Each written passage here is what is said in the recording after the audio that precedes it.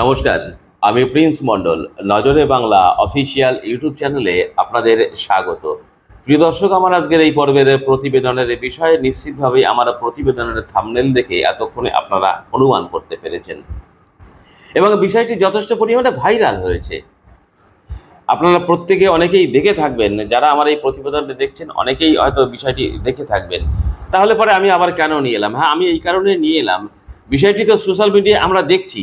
এই বিষয়টার সত্যতা জানবার জন্যে আমরা যোগাযোগ করেছিলাম তাদের সঙ্গেই, যারা এই অপদার্থ, এই জানোয়ার রাজদীপ মাইতি, যাকে নিয়ে পুলিশের হাতে তুলে দিয়েছিল যারা, সেই এসএফআই কর্মী, তাদের একজনের সঙ্গে আমরা যোগাযোগ করতে পেরেছিলাম বিষয়টি সত্যতা জানবার জন্যে।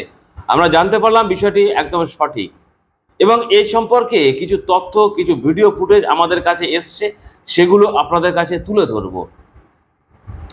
এখন বিষয়, এই যে রাজদীপ মাইতি, কে রাজদীপ মাইতি?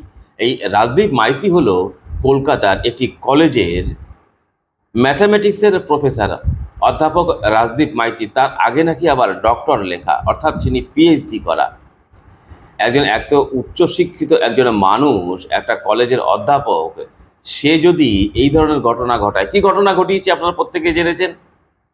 ফেসবুক লাইভ ব্যবহার করে, অর্থাৎ সোশ্যাল মিডিয়া ব্যবহার করে বিভিন্ন রাজ্যের বিভিন্ন মহিলাদেরকে উদ্দেশ্য করে কটু মন্তব্য করা, অশ্রাব্য ভাষা ব্যবহার করা, কুপ্রস্তাব দেওয়া এবং হাতে কাটারি নিয়ে ছাত্রীকে হুমকি দেওয়ার ঘটনা তিনি ঘটিয়েছেন। ফেসবুক লাইভে এসে হাতে কাটারি নিয়ে হুমকি দিচ্ছেন একজন ছাত্রীকে।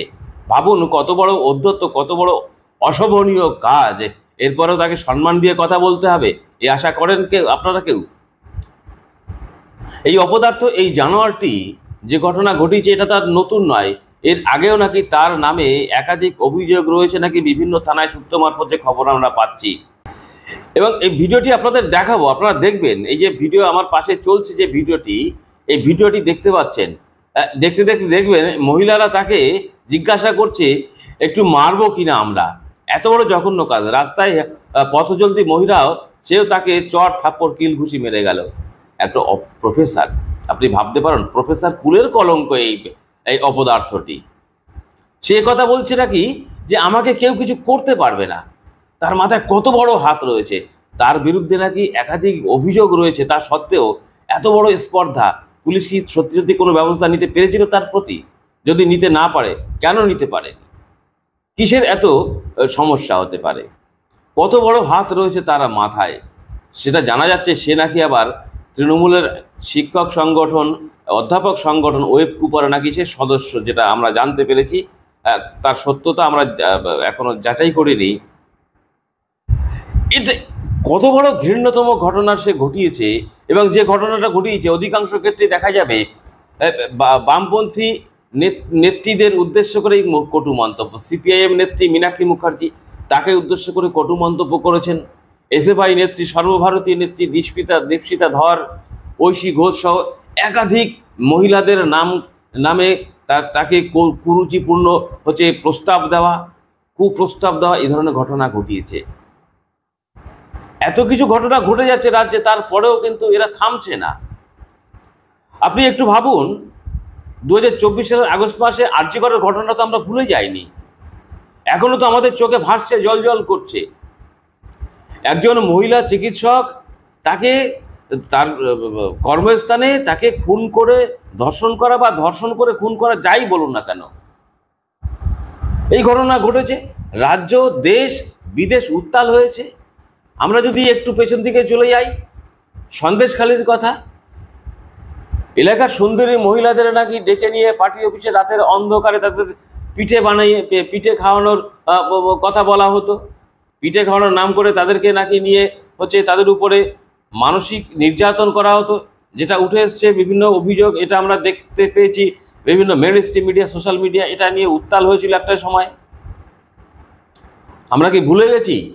কিছুদিন আগে বোলপুরের একজন আইসি লিটন হালদার, তার মা তার স্ত্রীকে উদ্দেশ্য করে অশ্রাব্য ভাষায় গালিগালাজ করা, পোটেনশিয়াল রেপিস্ট সুলভ আচরণ যা পাওয়া যায়, একটি অডিও রেকর্ডিং ভাইরাল হয় সোশ্যাল মিডিয়া, মেইনস্ট্রিম মিডিয়ায়। আমরা কি ভুলে গেছি? কালীগঞ্জ উপনির্বাচন তৃণমূল কংগ্রেসের জয়লাভের পর সেই বিজয় মিছিল থেকে বা বিজয় উল্লাস থেকে ছোড়া বোমার আঘাতে তামান্না খাতুন নামে একটি বাচ্চা ফুটফুটে শিশু তার গলায় গিয়ে বোমাটা পড়ে, যেটা জানা যায়, এবং মেয়েটির শরীর ছিন্ন বিচ্ছিন্ন হয়ে যায়, মেয়েটি মারা যায়। আমরা কি ভুলে গেছি এই কদিন আগেকার ঘটনা? মনোজিৎ মণ্ডল মডেল হয়ে গেছে, এখন নাম হয়ে গেছে মনোজিৎ মিশ্র মডেল। সেই মনোজিৎ মিশ্র সহ তার একাধিক বন্ধুরা মিলে কসবার ল কলেজে এক ছাত্রীকে গণধর্ষণ করে।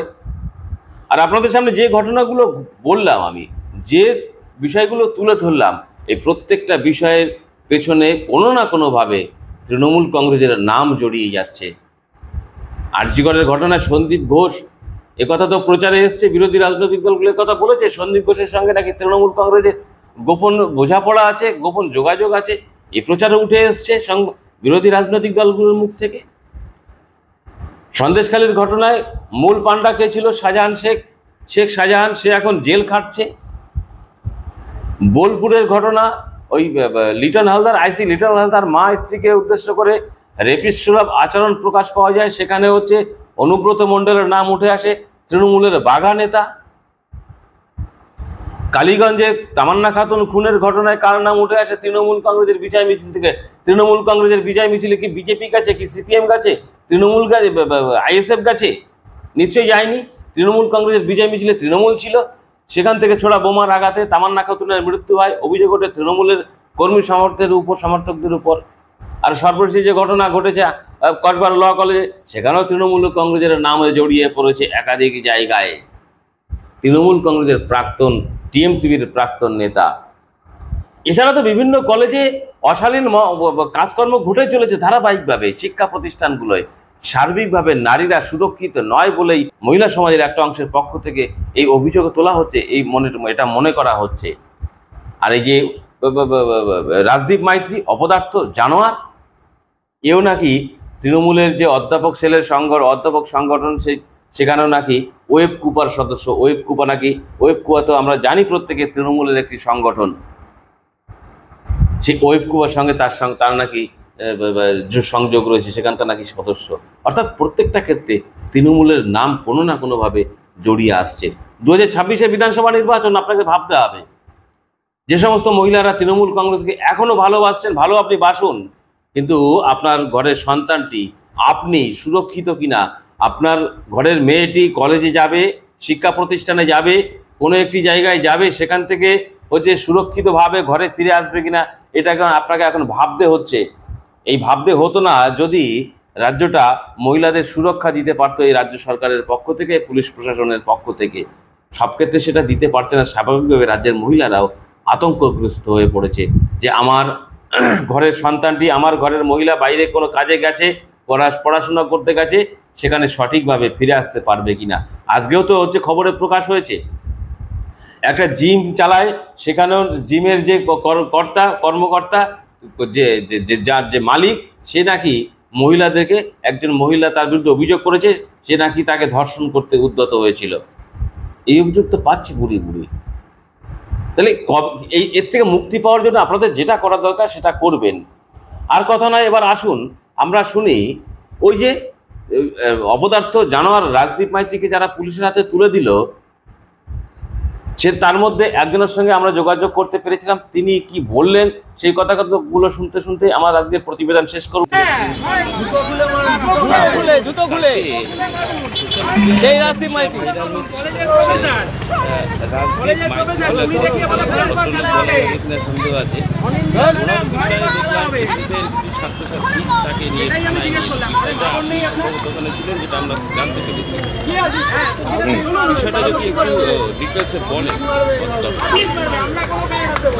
জয়ালো রাজদীপ মাইতি বেশ দিন ধরেই বলা চলে কয়েক বছর ধরে তার সোশ্যাল মিডিয়াতে বিভিন্ন কুরুচিকর মন্তব্য ছাত্রীদের, যুবতীদের, মহিলাদের সম্পর্কে করে, এবং সেখানে দাঁড়িয়ে উনি ধর্ষণ এবং খুনের হুমকি একাধিক মহিলাদের দিয়েছেন, যাদের অধিকাংশ বামপন্থী নেতৃত্ব এবং সাধারণ কিছু মহিলাও আছে। তারা গতকাল ওনার যে কর্মক্ষেত্র Mirzapur city college of commerce Surya Sen স্ট্রিটে অবস্থিত, উনি ওখানে দাঁড়িয়েও বেশ কিছু ইঙ্গিতপূর্ণ কথাবার্তা এবং কুরুচিকর মন্তব্য মহিলাদের সম্পর্কে রাস্তায় দাঁড়িয়ে করছিলেন, যেখান থেকে সেটা হচ্ছে উনি কর্মস্থল যে কলেজের কথা বললেন সেই কলেজের উনি কি চাকরি জবটা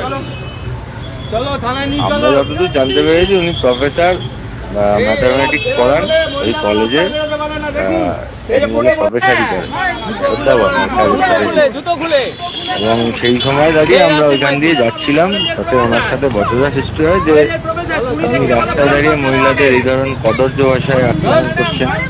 আমাদের সাথেও বেশ কিছুজন ছিল, সেখান থেকে সাধারণ মানুষ চড়াও হন এবং যখন জানা যায় আমরা এইরকম ভাবে পরিচিত নই, ফেসবুকেই দেখেছি রাজদীপ মাইতি, যখন জানা যায় যার বিরুদ্ধে এত অভিযোগ, একাধিক অভিযোগ, এর আগে বিভিন্ন থানায় এফআইআর রয়েছে, এটাই সেই রাজদীপ মাইতি, যখন সেই পরিচয় জানা যায় প্রচুর মানুষ সেখানে জড়ো হয়ে যান এবং উত্তেজিত জনতা ওনার উপর আগ্রাসী একটা মনোভাব নিয়ে এগিয়ে আসে। তো সেই রকম পরিস্থিতিতে মব লিঞ্চিং এর মতো কোনো একটা ঘটনা ঘটতে পারতো। আমরা ওই সময় আমাস্ট্রিট থানার সাথে যোগাযোগ করে ওনাকে হলো থানার হাতে তুলেছি।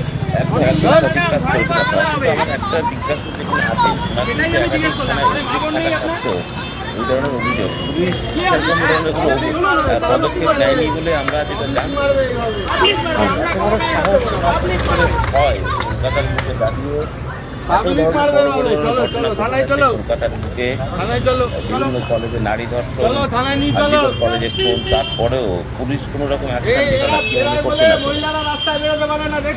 কিছু করেনি। উনি আমরা জানতে পেরেছি উনি ওয়েস্টিকার একজন সক্রিয় সদস্য। ওনার ফেসবুক প্রোফাইল যখন অ্যাক্টিভেট করা ছিল আমরা দেখেছি ওনার ফেসবুকে শাসক দলের বিভিন্ন পোস্ট উনি প্রতিদিন শেয়ার করেছেন এবং উচ্চ স্তরের বিভিন্ন নেতা মন্ত্রীদের সাথে ওনার ওঠা বসা ছিল। ফলত সেইখানে দাঁড়িয়ে পুলিশ কোনো ব্যবস্থা গ্রহণ করছে না এবং কালকে যখন বচসা হয় উনি এই কথাও বলে যে যতই তোমরা যাই করো কিন্তু আমার কিছুই করতে পারবে না, আমার মাথায় অনেক বড় বড় লোকের হাত আছে।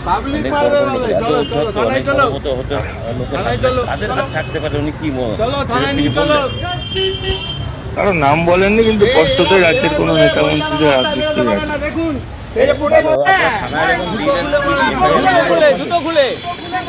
আমরা আমাস্ট্রিট থানায় নিয়ে গেছিলাম, কিন্তু আমাস্ট্রিট থানা আমাদের বলে যে মুচিপাড়া থানায় ওনার কলেজ অবস্থিত, ফলে আমরা এফআইআর যেটা দাখিল করতে যাই একজন ডিউটি অফিসার আমাদের সাথে নিয়ে ওনারা মুচিপাড়া থানায় যান, ওনাকে আমাস্ট্রিট থানায় ডিটেন করা হয়। আমরা তার পরবর্তীতে মুচিপাড়া থানায় অভিযোগ আমরা দায়ের করেছি এবং যা জানতে পেরেছি পরবর্তীকালে ওনাকে রাতের দিকে হলো ওই থানা থেকে, আমরা এখনো এফআইআর কপি হাতে পাইনি, 24 ঘন্টার মধ্যে পাওয়ার কথা। এফআইআর কপি আমরা হাতে পেলে আমরা নিশ্চয়ই আদালতের দ্বারস্থ। অনেক ধন্যবাদ সময় দেওয়ার জন্য।